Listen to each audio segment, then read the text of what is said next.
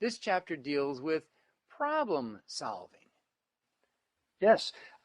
With problem solving, you also have different approaches to solving problems. And because of the different personalities and experiences of different people, everyone has a different way of approaching problems. And basically, research has shown that there are 4 different ways of approaching a problem. 4 different ways to approach a problem. Yeah, and the first way is what they call directing.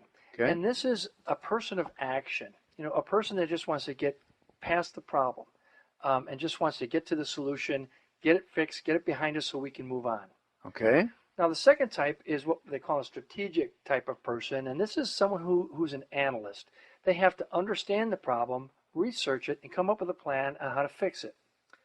The third type of person we call a team builder or a people person, and this type of person wants to get people together to get other people to look at the problem and decide, number one, what the problem is, and then how to resolve it.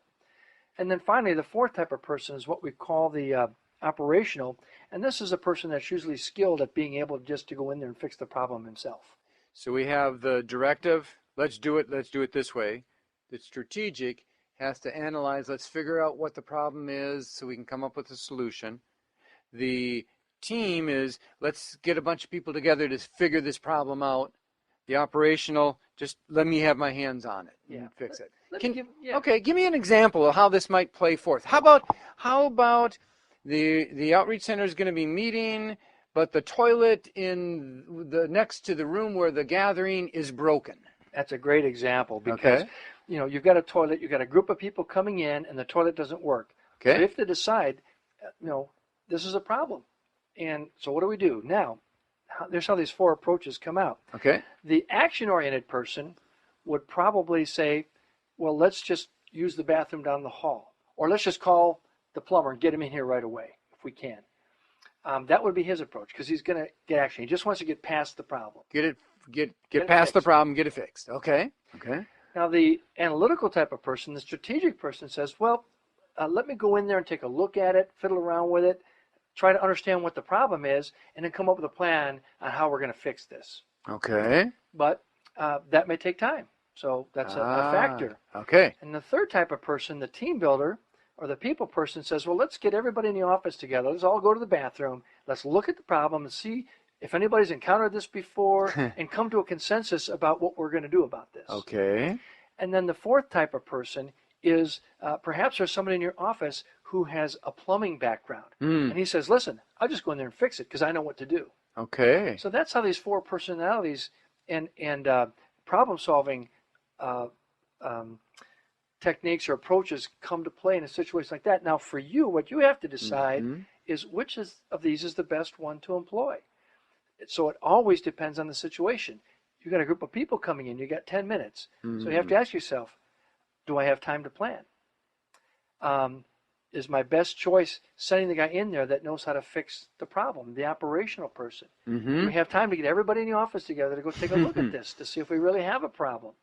Or if you need action, this guy's going to go out and but maybe that's not suitable because the next bathroom is 2 buildings down, and so it wouldn't be workable. So as a person involved in this, you have to decide what's the best approach to use. It sounds like there's a balance here in the problem solving between time and task. Absolutely.